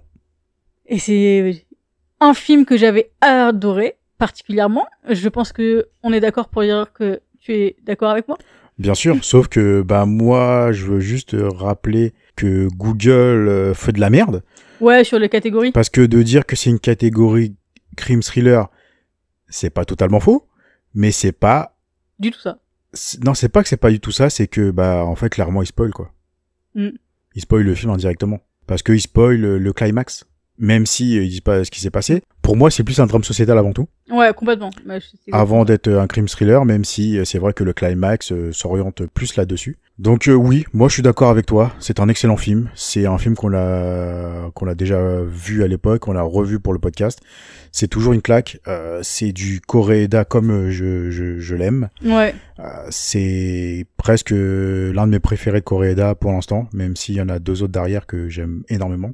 Qu'on n'a pas encore fait. Que j'ai hâte qu'il tombe d'ailleurs. Ouais, c'est du grand Koreeda. Je suis d'accord. On le met où maintenant? Déjà, est-ce qu'on le met dans le top 20? En vrai, est-ce qu'il irait pas dans le top 10? Je sais pas. Attends, je regarde. Franchement, je sais pas. Peut-être, effectivement, en gros, pour moi, s'il va dans le top 10, il détrône Kid Returns. J'aurais du mal à le mettre plus haut, en fait. Parce que, pour ce qu'il y a en plus. Non, tu vois, en fait, je le mets juste en dessous de Kid Returns. Franchement, moi, dans l'idée, il aurait été là parce que, on va dire que le drame qui est Coming Home et Zaya Samurai, c'est effectivement des sujets qui m'ont beaucoup parlé et qui sont sur les mêmes, pas du tout les mêmes thèmes, mais on va dire qui vont me chercher les mêmes émotions, quoi. Et après, Pluie Noire et Rashomon, ça a absolument rien à voir. Rien à voir, ouais. Mais c'était des films qui étaient extrêmement avec énormément d'émotions aussi pour moi, mais voilà, je pense qu'après j'ai un plus gros affect avec. Ouais, moi je pense que si on se fie clairement à l'affect, c'est meilleur quand même que Pluie Noire et Rashomon. Mais Pluie Noire, Rashomon justement et Zaya Samurai et Coming Home, on les a mis très haut parce que c'est des premiers visionnages qu'on a fait. Ouais. Et c'était des vraies surprises. Ouais, et des vrais coups de cœur. Ouais, on avait vraiment pris des grosses claques, quoi. Donc pour le coup, ça restera toujours des coups de cœur parce que j'adore toujours ces films-là encore aujourd'hui. Mais une affaire de famille, c'est vrai qu'il y a niveau thématique, c'est vrai que ça me touche beaucoup plus. Donc oui. Et puis après, tu vois, moi juste pour ajouter, donc c'était un deuxième visionnage pour le podcast et j'ai pris la même claque. Exactement la même. Exactement. Alors que voilà, l'histoire je la connaissais et je crois que c'est d'ailleurs quelque chose que j'avais souligné dans l'épisode, mais voilà, j'ai repris la même quoi. Je pense que c'est une grosse force de Koreeda aussi. Ouais. Moi j'avais oublié certains éléments du film. Donc moi ça m'a permis de redécouvrir, donc j'ai eu cette chance-là. C'est une autre claque que j'ai repris aussi. Donc oui, moi je pense que sa 11e place, il la vole pas. Très bien, ça me va. Pas dans le top 10 malheureusement, mais... Bon, pas loin. Ouais, mais comme on l'a dit, le top 10 il est déjà exceptionnel. Ouais, c'est clair. Ça va être dur d'y entrer. À toi, je te laisse enchaîner. Alors, on va passer maintenant encore à du Kitano. Tiens. Qui est-il? Que veut-il? Donc on va s'attaquer à Broken Rage de Takeshi Kitano, sorti en 2024, de type comédie-action et d'une durée de 1h02. Très court, il a failli passer en moyen métrage celui-là. C'est clair. Et donc on va suivre le personnage de Kitano, qui est un tueur à gages, et en fait il va se retrouver à se faire questionner sur ses antécédents et sur ce qu'il fait vraiment dans la vie, et en fait pour se sortir de tout ça, en fait il va travailler en étroite collaboration avec la police pour débusquer un gang de yakuza très prolifique sur le marché de la drogue et de l'illégal. Et en fait c'est assez particulier parce que c'est pas vraiment un film, c'est 2 courts-métrages en un. Donc en fait on va avoir la même histoire sur les 2 parties, donc 1 demi-heure chacune. La première version, ça sera vraiment un film de yakuza, policier, tout ce qu'il y a de plus banal. Et la deuxième partie, ça va être le même film, mais tourné autour du burlesque à la japonaise. Et à la Kitano. Qu'est-ce qui te reste de ce film ? Moi, il me reste que j'avais passé un bon moment. Je trouvais le parallèle aussi, on va dire... un côté Kitano, un côté Beat Takeshi qui fonctionnait bien. Il y a l'absurdité que j'aime bien. Après, on est très très loin des bons Kitano. Bien sûr. Je pense que c'est un film qu'il faut prendre comme soit un film de fin de carrière, soit un trip qu'il a voulu se faire et qu'il a pris. Ça, pour moi, ce qu'on avait dit un peu dans l'épisode, c'est du Kitano de plateforme, quoi. C'est ça. C'est un délire qu'il faut accepter. Ouais. C'est un exercice qu'il faut comprendre. Que Kitano, c'est quelqu'un qui a pu rien à prouver. C'est ça. C'est comme tu l'as dit, c'est un film de plateforme. On lui a donné l'occasion de faire un petit truc sur Amazon Prime. Il a fait son petit truc. Ouais. On adhère ou non. Moi, je comprends qu'il y en a qui détestent. J'ai vu qu'il y avait beaucoup de personnes qui ont détesté. Je comprends parfaitement. Moi, voilà, vous savez très bien, je suis un énorme fan de Kitano. Moi, le voir à l'écran, ça me fait plaisir. C'est ça. C'est pas une totale réussite. Surtout la deuxième partie qui tombe un peu à plat sur certaines blagues. La première partie, elle tombe pas à plat, c'est juste qu'en fait, c'est d'un banal au possible. Disons que pour un réalisateur qui a excellé dans les films de Yakuza, c'est un peu difficile après de passer sur un truc qui est juste du réchauffé, en plus court et donc en moins détaillé, moins poussé et très stéréotypé. Et puis surtout avec moins la patte de Kitano, carrément. Qui est un réalisateur qui prend son temps, qui amène aussi justement un décalage comme ça. Là, on revient sur l'exercice. Hein, c'est difficile de comment dire, de mettre ta patte sur un film de commande, quoi. Sur un film de commande et surtout sur 1 demi-heure, parce que techniquement tu dois faire ça sur 1 demi-heure et puis la deuxième partie, tu dois reprendre le même schéma et puis le faire en comédie. Donc c'est un exercice qui est pas facile. Il l'a fait à sa façon. On adhère ou non, voilà. Moi, c'est vraiment, c'est clairement, c'est tout en bas de Kitano, quoi. Ouais. Je vais pas, juste pour me prouver que je suis pas le gros border attendu de Kitano, ce film-là, il va pas se classer très très haut, quoi. Non, je pense pas. Après, tu vois, c'est un film que je pense, je pourrais revoir. Oh, moi non, quand même pas. Tu vois, dans quelques années, je me dis, j'ai envie de me faire un film court, c'est un truc que franchement, je le reverrai pas, moi. Ouais. Non, ça m'intéresse pas. Mais c'est pas un film que je vais, attendre, tu vois, ou être impatient d'aller revisionner, tu vois, ou, comme on disait plusieurs fois, où on va le laisser un petit peu de temps passer pour pas justement se gâcher le film. Donc voilà, en gros, si j'ai l'occasion de le revoir, je le reverrai, et si j'ai 1 heure à tuer. Mais non, moi je peux pas dire ça parce que moi tu sais très bien que si je dois me refaire un Kitano, ce serait pas ça. Ah oui, c'est clair. Donc c'était pas dans ce sens-là, c'était pas si j'ai envie de me faire un Kitano, je me fais celui-là, c'est plutôt si j'ai 1 heure à tuer, je me fais celui-là. Ah oui, sur la durée, oui, OK, vu comme ça. Donc toi, tu mettrais dans quelle catégorie déjà? Moi, ça sera vraiment top 40. Hein. OK. Ouais, ça me va. Est-ce que tu le mets au-dessus de 2 sœurs? Oui. Au-dessus de Flashpoint? Oui. Au-dessus d'Opération Dragon? Oui. Au-dessus de La Cité Interdite? Oui. Au-dessus de Tigre et Dragon? Oui. Ouais. Au-dessus de Godzilla Minus One? Non. Moi, j'avoue que j'hésitais avec Tigre et Dragon. Tu vois. Bah moi aussi, en vrai, mais comme à chaque fois, Tigre et Dragon, c'est le plafond de verre de certains films là qu'on a fait dans cet épisode-là. Donc ouais, non, en vrai, ouais, en dessous de Tigre et Dragon. Ça me va bien. Donc entre Tigre et Dragon et La Cité Interdite. Très bien. Alors, le prochain film à classer, c'est Tatouage, un film de Yasuo Masumura, sorti en 1966. Il est catégorisé érotisme thriller et il dure 1h20. Donc c'est un film où on va suivre Otsuya, qui se fait plus ou moins renier de chez ses parents parce qu'elle veut choisir avec qui elle va se marier. Elle va alors fuir sa famille et se réfugier chez un ami de la famille qui s'appelle Gonji et qui va au final la vendre à une maison de geisha dans laquelle elle va se faire tatouer une énorme araignée dans le dos. À tête humanoïde. Voilà, tout à fait. Et donc ce tatouage va commencer à infiltrer l'esprit de Otsuya jusqu'à la faire un peu changer d'attitude. Et on va suivre après aussi l'histoire de son fiancé, l'histoire de la famille, d'Otsuya qui évolue. Il y aura plein d'informations. Il y a une belle histoire aussi assez complexe tout autour. Qu'est-ce que tu te souviens du film et qu'est-ce que t'en as pensé? Une excellente surprise, une claque. Il me reste énormément de choses. Pour moi, c'est toujours un bijou. Franchement, j'ai pas grand-chose à descendre. C'est un film qui est quasiment parfait en tout point. Voilà, j'ai what else. Moi, je suis d'accord. C'est un film que j'ai adoré. Et là, tu vois, par exemple, j'ai été choquée de la durée. 1h26. Alors, effectivement, c'est un peu aussi la durée classique des films des années 60-70. Mais j'ai vraiment eu le côté de dire il est tellement ils ont réussi à mettre tout ça dans 1h30. Parce que finalement, il y a une histoire qui est vraiment ficelée. Ouais. Puis cette densité-là, en fait, moi, dans ma tête, en fait, le film, il raconte tellement de choses. Il va sur tellement de messages, tellement de situations et tellement de plans que pour moi c'est un film, mais dans ma tête il est énorme quoi. Et quand tu m'as dit la durée, j'ai fait ah ouais putain, il a réussi quand même à faire entrer tout ça en 1h26. Franchement chapeau quoi. Je suis d'accord, franchement c'était un très bon film que j'ai particulièrement apprécié. Est-ce que tu le mettrais plutôt dans le top 20, top 10? Après là en vrai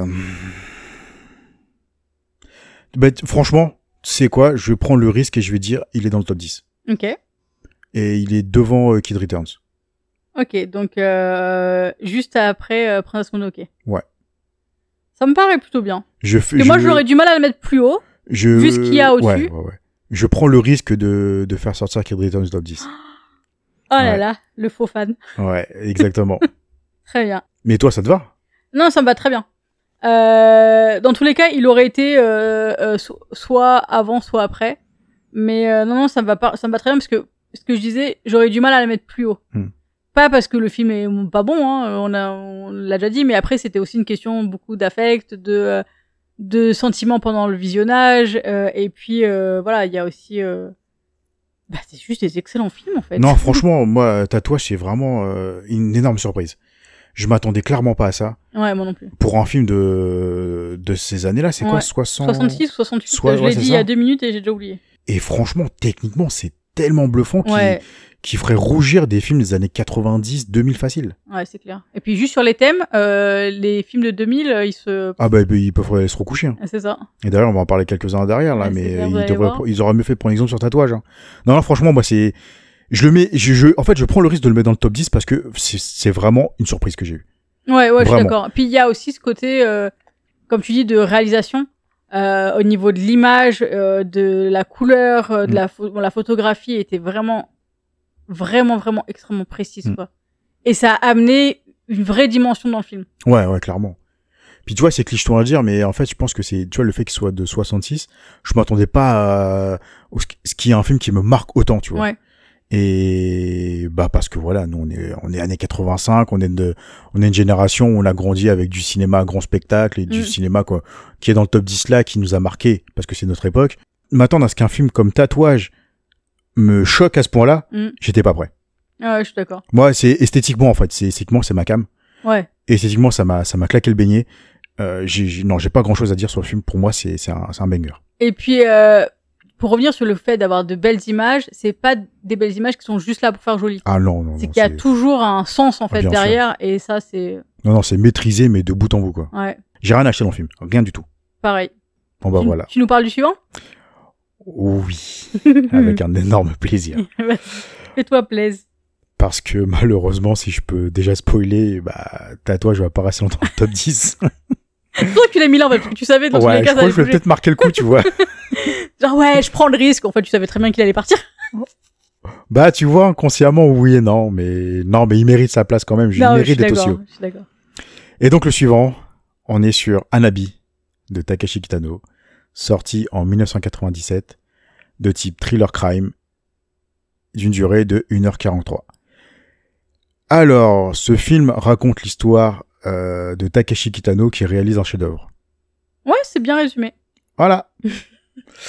Non, bon, allez, plus précisément. Donc, on va suivre toujours Takeshi Kitano, qui joue dans son propre film, qui joue le rôle d'un policier, qui, à la suite d'une opération qui va mal tourner, va voir sa vie basculer parce qu'il va perdre un de ses collègues, il y en a un qui va devenir paraplégique, et donc tout ça, en fait, ça va le marquer, et en plus de ça, il y a sa femme qui est très très très très malade, et à partir de ce moment, il décide de tout plaquer, de braquer une banque, de donner de l'argent à la veuve de son collègue, à son collègue paraplégique, et prendre le reste et partir en road trip avec sa femme à travers tout le Japon.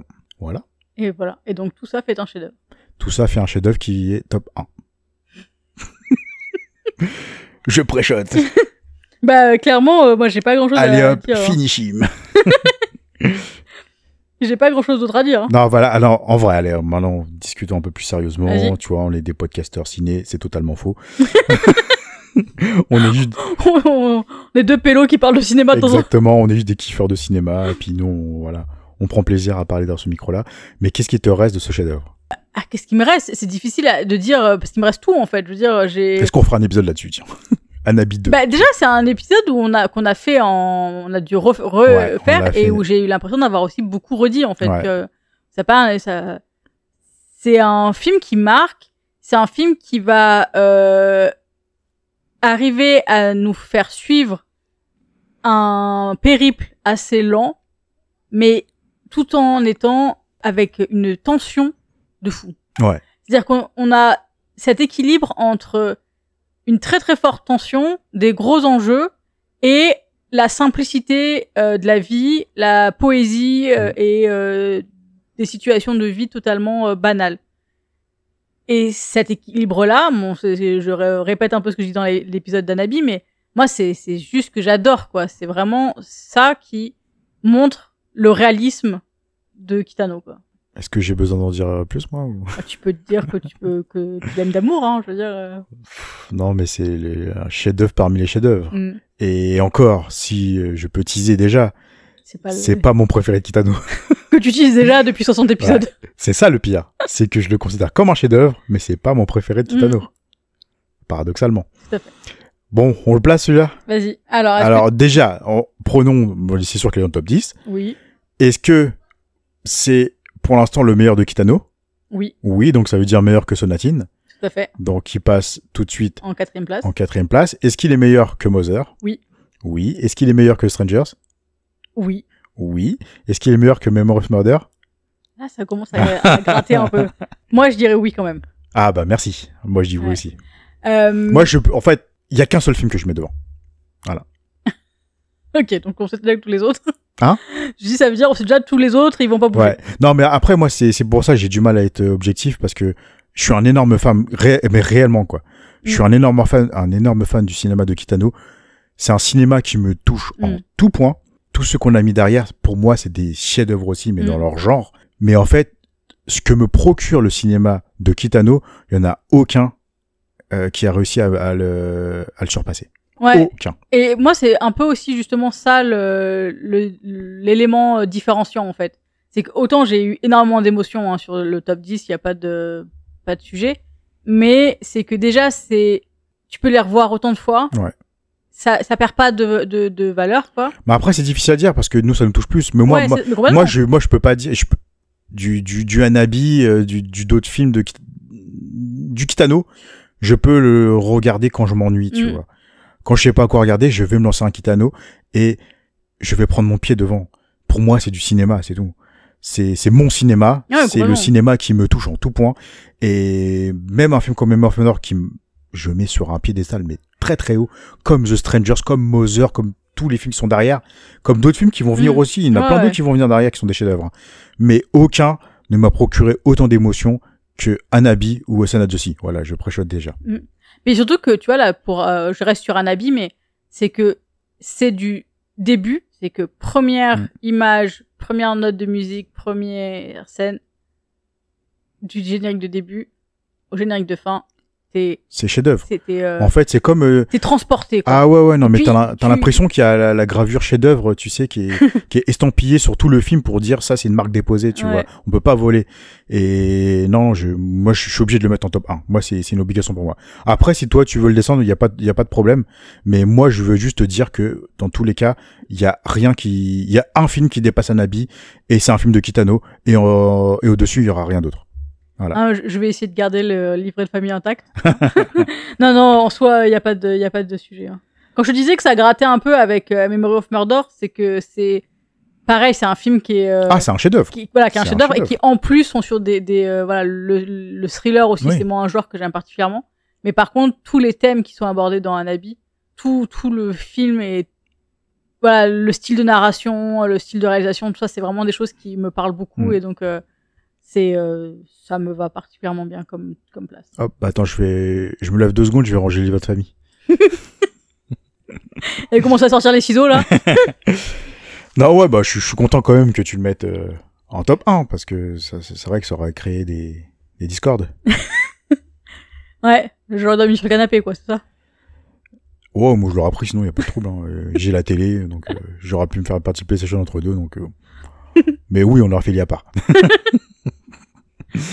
Donc après le top 1, on va redescendre loin dans les limbes et on va parler de My Sassy Girl, un film de 2001, catégorie romance-comédie, et d'une durée de 2h17. Donc c'est un film coréen, réalisé par Kwak Jae-young. Et qu'est-ce qui te reste du film ? En fait, il me reste un truc si tu veux que je commence. Non, moi en fait, il me reste beaucoup de trucs. Mais c'est que des trucs négatifs. Ouais, moi, c'est pour ça, si tu veux, je peux commencer. Vas-y, allez. Je vais faire Caradoc. C'est de la merde. C'est de la merde, ouais. Non, oui, en fait, tout ce qui me reste, en fait, c'est tout ce qui est mauvais. Et c'est-à-dire le film. C'est ça. Donc, non, j'ai rien à sauver dans le film. C'est, comme on l'avait dit, c'est un film problématique. C'est toxique, l'histoire est en bois, les personnages sont pas intéressants, et la réalisation est aux fraises. Voilà. Il y a rien à sauver, c'est très mauvais. On peut passer à la suite ? Ouais. Est-ce que tu le mets avant My Mother Eyes ou pas ? Franchement, je les mettrais égalité, en fait. Ouais. Franchement, moi, on va dire que je le mettrais après. Juste pour la toxicité, déjà. Parce que même, franchement, My Mother Eyes, on l'a détesté, mais on va dire que même si c'était très mauvais, on va dire que le réalisateur avait envie de se faire un trip, quoi. Ouais. Là, c'est juste, tout est mauvais. Ouais, non, ouais. Enfin, bon dernier. Mais ouais, pour moi, c'est le même niveau que My Mother Eyes. Ouais, franchement. C'est des films très mauvais. C'est des films où je me suis ennuyé tous les deux. J'avais qu'une seule hâte, c'est que ça s'arrête, quoi. C'est pareil. Donc, ouais, non, il est vraiment à la fin. Ouais, tu vois, autant il y en avait que j'étais fier d'avoir mis, celui-là, je suis pas fier. Hein. Ouais, c'est vrai que tu vois qu'elle a mis aussi celui-là. Ouais. Donc, on te félicite pas. Hein.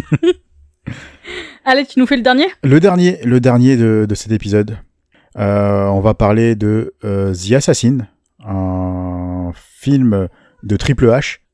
Donc, c'est Wu Xiaoxian, si j'ai pas de bêtises, si j'ai une bonne mémoire. C'est ça. Ouais, et donc c'est un film sorti en 2015 de type action-drame et d'une durée de 1h45. On va suivre l'histoire de Yin Yang. Sinon je me rappelle bien parce que j'arrive à faire le lien avec le Yin et le Yang, c'est juste que j'ai retenu du film. Et en fait, qui est une assassine qui a été élevée par... Sa tante, je crois. C'est une tante sa tante, et qui lui a appris l'art de l'assassinat. Et en fait, elle va retourner dans sa famille. Et en fait, elle a pour objectif de tuer son cousin, qui est un très haut placé. Oui, genre je sais plus où c'est qu'il est exactement, mais il y a aussi une histoire de politique en fait, un truc géopolitique avec des provinces, des tyrans politiques. Voilà, et puis elle est censée l'épouser. Ils étaient censés se marier les deux. Ah bon? Oui, histoire de. C'est pour ça qu'elle a aussi un peu de pas trop envie d'y aller, quoi. Oui, et donc oui, on l'a pas dit, ça se passe au 9e siècle. Donc c'est vraiment l'ancien temps, puis l'ancienne façon de penser, l'ancienne façon de marier des gens. Donc voilà, oui, et qu'est-ce qui te reste de ce film? Que c'est joli, mais que l'histoire est un peu inexistante. Ouais, moi comme je l'avais dit, c'est un film, c'est ma came, parce qu'il y a des choses qui m'intriguent, qui qui me donne envie d'y aller, mais c'est vrai que oui, l'histoire, il y en a pas en fait. Ouais, c'est ça. J'ai fini le film, je me suis dit waouh, c'est très beau, il y a des scènes qui s'enchaînent super bien, tout ça, mais pour raconter quoi au final? Bah pas grand chose. Mais bon, c'est très beau, donc. Il y a une jolie musique. Donc. Et il y a une jolie musique, donc ouais, c'est tout ce que je retiens. Ouais, c'est ça, et c'est pour ça que ça va être un petit peu difficile à classer, parce qu'effectivement, esthétiquement, il est très abouti, il est très beau, on sent qu'il y a une vraie maîtrise de la réalisation, qui par contre, moi, m'a laissé assez de marbre, en fait. Quoi. Ah ouais, non, mais je suis d'accord. Hein. Moi, je me suis pas ennuyé devant le film, clairement. Moi, c'est un film qui m'a tenu en haleine, parce que bah ça aurait pu être un excellent documentaire sur National Geographic. Ouais, mais limite, dans le documentaire, tu sais de quoi il va te parler, quoi. Ouais, sans doute. Mais là, c'est vrai que je sais pas mais bon, non, je sais pas. Moi, j'ai envie de sauver le film un peu, quand même. Mais... Bah, moi, c'est pour ça que je te dis que ça va être difficile pour moi de le classer. Mais même pour moi, hein, ça va être dur, parce que, en fait, moi, finalement, c'est même pas l'histoire m'intéresse pas, c'est que je sais pas ce que ça va raconter, en fait. Mais c'est ça. Moi, par contre, je me suis ennuyée dans le film, parce que justement, j'arrivais pas à savoir ce que j'étais censée regarder. Mais par contre, c'est pas, comme je te disais, c'est pas un mauvais film dans le sens où y a rien à sauver, quoi. Tu vois, c'est pas je me suis ennuyée et j'avais qu'une seule envie, c'est que ça s'arrête. Mais plus, bon, bah, je me suis raccrochée aux jolies images, quoi. Et j'ai profité de ça. Donc ça, c'était vraiment, par contre, très plaisant. Mais, ouais, la narration et les personnages et tous les enjeux, bah, pour moi, c'était le encéphalogramme. Ouais, non, je suis entièrement d'accord avec toi. Mais de toute façon, là, je suis en train de regarder un peu le top et je pense qu'il va encore se confronter au plafond de verre, en fait. Ouais, mais c'est pareil, ouais. Au plafond de verre qui est Tigre Dragon. Moi, je le mettrais en dessous de Tigre Dragon encore. Ouais. Et c'est dommage parce que franchement, tu sens que esthétiquement, s'il y avait une histoire derrière, il aurait monté, mais en flèche, quoi. Ouais, clairement. Il aurait pu rivaliser avec une claque comme Tatouage. Parce que si t'as une histoire qui est prenante, comme des grands films qu'on a classés là-dedans, et en plus avec l'esthétique qu'il a, oui, il aurait pu flirter avec le top 10. Hein. Ouais, franchement, mais c'est, ouais. Mais voilà. C'est pas à côté, quoi. Mais vraiment, Tigre Dragon, dans le podcast, c'est vraiment c'est vraiment le film milieu de tableau, quoi. C'est le film bien. Il est bien milieu. Ouais. Et après, bah, t'as tous les autres, soit on l'a apprécié pour X raisons, et après t'as tous les autres en dessous qui sont déceptifs, quoi. Ouais, c'est vrai. C'est notre barème. Ouais. C'est notre baromètre. Et bizarrement, c'est le premier qu'on a fait, en plus, hein. Putain, ouais, t'as raison. Tigre Dragon, c'est vraiment le premier épisode. Notre premier film. Ouais. C'est le plafond de verre. C'est ça. C'est le plafond de verre de tous les films déceptifs. Ouais, c'est clair.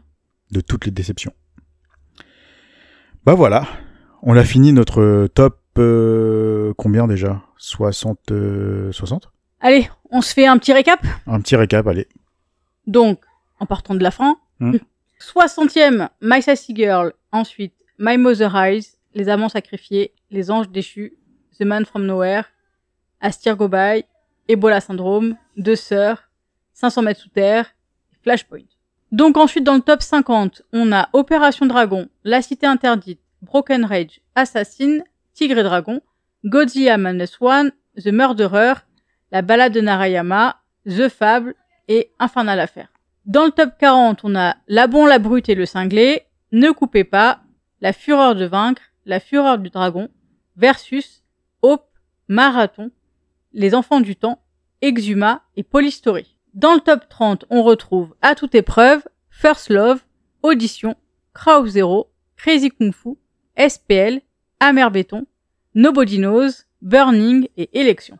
Dans le top 20, on retrouve Thirst, Battle Royale, The Chaser, Coming Home, Saya Samurai, Pluie Noire, Rashomon, Une affaire de famille, Kid Returns et Tatouage.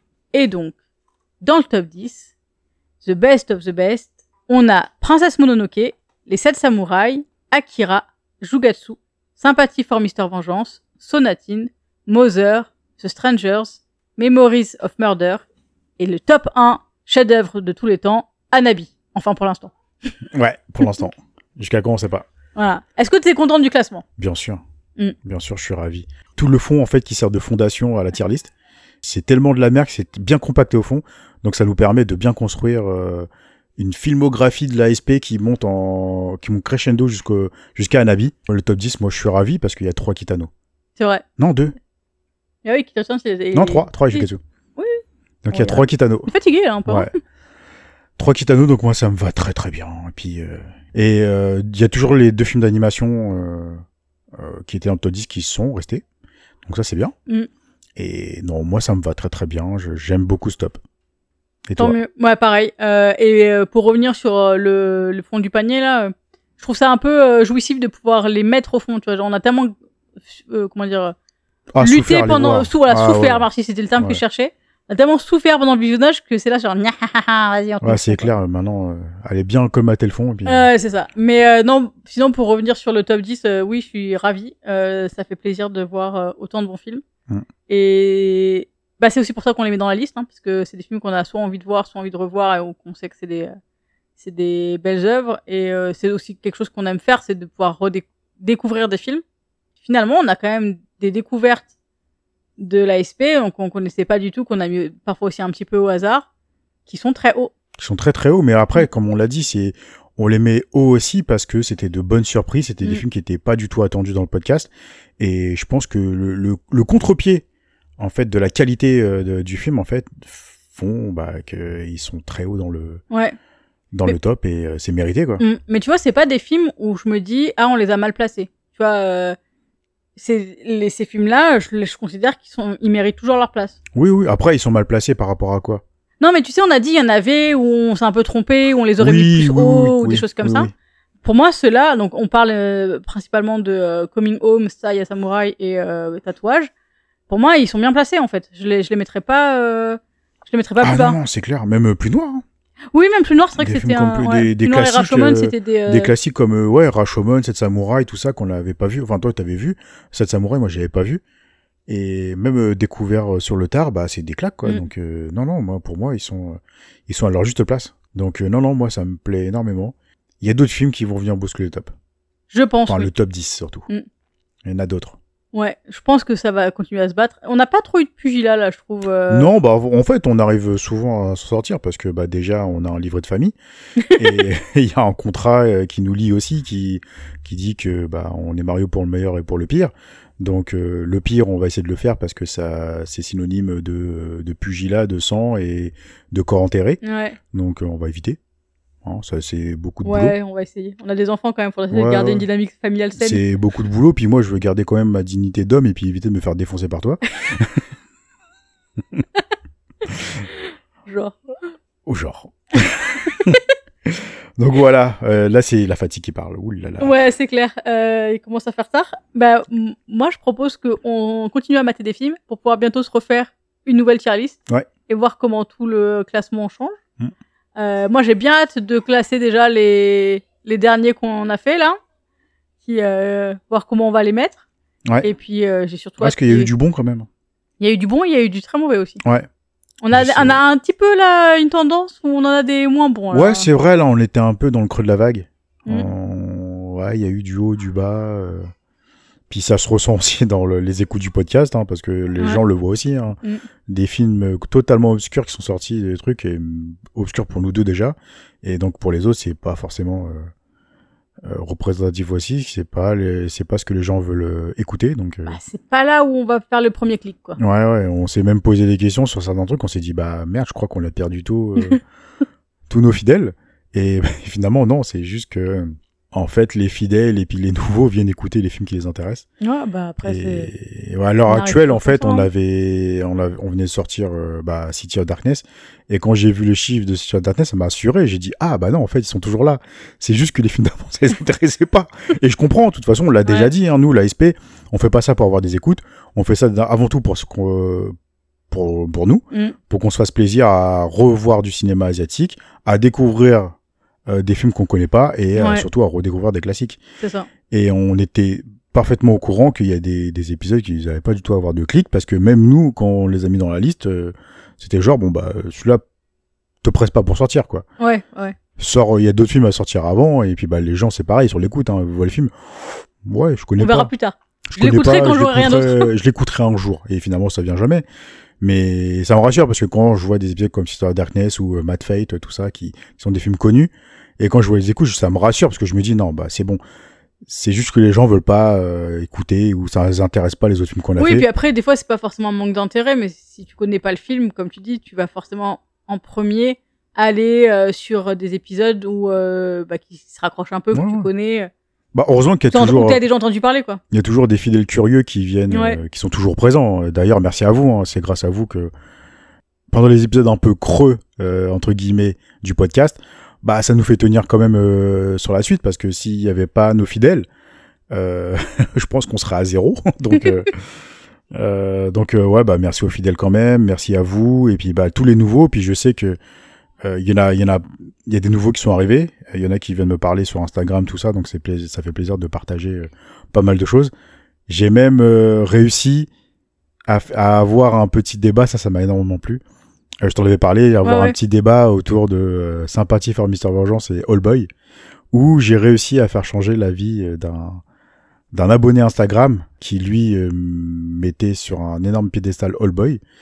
Et après avoir revu Sympathie for Mr. Vengeance, il s'est rangé un peu de notre côté en disant que, ouais, Sympathie for Mr. Vengeance, c'est meilleur quand même. Donc c'était une petite victoire, tu vois, j'étais content de me dire qu'on a pu imposer notre... Bah, pas imposer, mais de... Ouais, non, c'est un bien gros mot. Ouvrir le débat. Le débat. Même la curiosité d'aller le revoir pour pouvoir... Oui, parce que c'est des films, souvent, on vit avec des souvenirs. Ouais, c'est ça. C'est normal, hein. Il y a des films qui nous ont marqués à l'époque, et puis, soit on veut pas les revoir parce qu'on veut garder le souvenir intact, ou soit, on décide de les revoir, et puis, soit on accepte d'être déçu par rapport au premier visionnage, soit, on reste dans un déni en se disant, non, c'est mon film à moi, je veux toujours l'aimer. Après, c'est ça. Moi, je trouve qu'il y a le côté, j'enlèverai jamais à quelqu'un qui, a vu un film, a été tellement marqué que ça, il y a aussi des gens qui vont se construire, hein, sur certains films, qui vont le voir plein de fois, qui vont vraiment, ça va vraiment avoir un impact sur leur vie et leur façon d'après de grandir et tout. Donc, moi, là-dessus, j'ai aucun débat. Par contre, ce que je trouve intéressant, c'est aussi de se dire, on peut aussi voir des films à différents moments de sa vie et pas du tout avoir les mêmes, le même visionnage, les mêmes ressentis et aussi les mêmes attentes, en fait. C'est-à-dire qu'un film qu'on a vu il y a super longtemps où on s'est dit, voilà, le film, il va être moyen parce que j'en ai pas un super bon souvenir, puisque peut-être qu'à l'époque, on est passé complètement à côté, on n'était pas vraiment dedans, c'était pas le bon moment. Et en fait, on le revoit et c'est une claque monumentale. Ou à l'inverse, on a vu un film qui nous a mis une claque et on a cette attente-là, en fait, de revoir quelque chose de phénoménal. Et au final, on le récupère et on est un peu déçu parce qu'on retrouve pas cette sensation vraiment de surprise et de... Ouais, mais cette déception-là, tu vois, c'est difficile de l'assumer des fois. Ouais, complètement, ça, je suis d'accord. Surtout quand t'as défendu quelque chose bec et ongle, revenir sur une première critique, c'est souvent assez compliqué. Mais après, faut pas oublier que les films, ça évolue aussi avec la société, avec la vision du monde aussi, et donc forcément, même avec la vision de l'âge. Oui, mais c'est-à-dire que le monde dans lequel s'inscrit le film change, mais nous aussi, on change, en fait. Sûr. Donc, comme tout change autour de nous, au final... Puis entre deux, tu vois d'autres films qui te re-questionnent sur ta cinéphilie, sur ta façon de voir le monde, façon de voir un film, parce qu'il faut pas oublier que non plus le cinéma, ça reste quand même politique, hein, donc finalement, on grandit aussi avec le cinéma. C'est toute la magie du cinéma, et puis vive le cinéma asiatique, quoi. Je suis d'accord. Parce que ça nous fait découvrir d'autres cultures, et puis d'autres façons de vivre, et puis d'autres façons de filmer et de voir un film. Ouais, quoi, non. C'est toujours un grand plaisir. Même quand on regarde des films nuls, c'est toujours un plaisir de pouvoir en parler. Ouais. Donc tout ça pour dire merci à vous d'être présents, parce que c'est vrai que voir qu'il y a du monde qui écoute notre podcast, surtout sur les gros épisodes, vous êtes présents. Même ceux qui sont pas fidèles aux autres épisodes, c'est pas grave, on vous en veut pas, hein, c'est normal. Le podcast, c'est quand même intense et il faut prendre du temps aussi à écouter. Donc moi je suis pas là pour dire il faut écouter ci, il faut écouter ça. Nous on le fait parce que on a envie. On a envie de découvrir des choses. Et après nous on voit qu'il y a d'autres curieux qui sont peut-être aussi curieux que nous, donc c'est parfait. Donc continuez à nous écouter, n'hésitez pas à en parler autour de vous. Balancez des liens à votre famille, à vos amis, ennemis, aux gens que vous connaissez pas. Ouais, vous pouvez distribuer comme ça. Distribuer au hasard. envoyer de l'amour. Et peut-être qu'il y en a, on va réussir à empêcher un ou deux dans la communauté. Donc non, moi j'adore toujours autant. Enfin, j'adore toujours faire ce podcast-là, même si des fois c'est compliqué pour moi de les monter parce que je sais pertinemment que c'est un épisode qui va pas être écouté. Ouais. Ou très très peu, enfin, pas écouté. C'est jamais arrivé pas écouté. Ouais. C'est jamais arrivé, heureusement. Heureusement, parce que là je pense que ça aurait donné un coup au moral. Mais on va dire peu écouté par rapport à des classiques. Hein. Bah, le top 10, jusqu'ici, il a pas menti. Hein. Il y a eu des écoutes et des écoutes, donc ça fait partie des meilleures écoutes de notre podcast. Excepté Moser. Moser, il a du mal. Hein. Ouais, et ça me brise le cœur. Hein. Ouais. C'est à mon grand regret, mais c'est même plus que ça. Hein. Même Tatouage, il a eu plus d'écoutes que Moser. Ouais. Mais je comprends pas pourquoi, en fait, les gens, ils veulent pas je sais pas. Moser, il a eu du mal à prendre dans le podcast. C'est quand je vois les écoutes, je me dis merde. Je l'ai sorti au mauvais moment. Il est passé à côté de. Il est passé à travers 1 million d'épisodes qui sont sortis en même temps que le nôtre. J'en sais rien, tu vois. Mais celui-là, il a pas pris. Enfin, il a pas pris. Il a pris, mais pas comme on le voulait. Ouais. En plus, pour le coup, tu vois, c'était vraiment le film où je me suis dit, il y a, bah voilà, tout. La réputation aussi de Bong Joon-ho, on parle d'un qui est un peu différent et tout, donc il y aurait eu un peu la curiosité aussi d'aller découvrir un autre film de lui. Donc je sais pas s'il est considéré comme le moins bon film de Bong Joon-ho, je sais pas, mais non, franchement pour moi c'est je pense pas le plus mauvais, je pense que c'est le plus obscur. Ouais, peut-être le moins connu, ouais, c'est clair. C'est une théorie, mais moi je pense qu'il pâtit avec le film de Aronofsky. Moser. Ah oui, c'est vrai, ils ont le même nom. Ouais. Et comme c'est un film qui est pas du tout aimé déjà, la version Aronofsky, je dis bien. Et je me demande si y en a qui ont vu passer Moser et qu'ils ont fait le lien avec Aronofsky en disant c'est un film de merde, je veux pas en entendre parler. Et on a peut-être perdu du monde comme ça. Je sais pas. Ouais, théorie, non, mais c'est vrai, c'est vrai. Et ça arrive en plus, je veux dire avec les homonymes de confondre des trucs. Quoi, ouais. Mais je te dis, ça m'a surpris de voir à quel point il a pas pris, quoi. Alors que des films du même genre, que ce soit La Chanteuse de Top, Sympathie for Mr. Vengeance, Memory of Murder, qui sont à peu près dans le même genre, bah c'est ceux-là, ils ont pris, mais comme j'étais pas surpris, tu vois, j'étais pas surpris de voir que ça reste des classiques du cinéma coréen. Donc ils ont pris, très bien, c'est parfait. Mais je me suis dit, avec Moser, ça va pas les surclasser, mais je me suis dit, ça va prendre quand même 1 million, parce que c'est du Bong Joon-ho quand même. Et j'ai vu, il avait beaucoup de mal à décoller. J'étais un peu triste, quoi. Allez lui donner de la force, s'il vous plaît. Ouais, vous pouvez toujours le rattraper. De toute façon, tout se rattrape. Ouais, et tout reste là. Hein. Vous pouvez y aller à Vidam Eternam. Ça se réécoute sans peine, j'allais dire. Ça dépend pour qui. Mais non, mais ça se réécoute toujours avec plaisir. Et puis, franchement, même comme ça, hein, Moser, c'est vraiment un film à aller découvrir. Hein. Ouais, même s'il est difficile à trouver. Je sais qu'il est pas facile à. Il est disponible nulle part, que ce soit en VOD ou sur les plateformes. Ouais, ça peut jouer aussi, ça. Hein. Ouais, et puis le film il a pas été réédité en Blu-ray. Donc il est peut-être trouvable en DVD difficilement, peut-être, je sais pas, j'ai pas regardé sur des trucs comme Vinted et tout.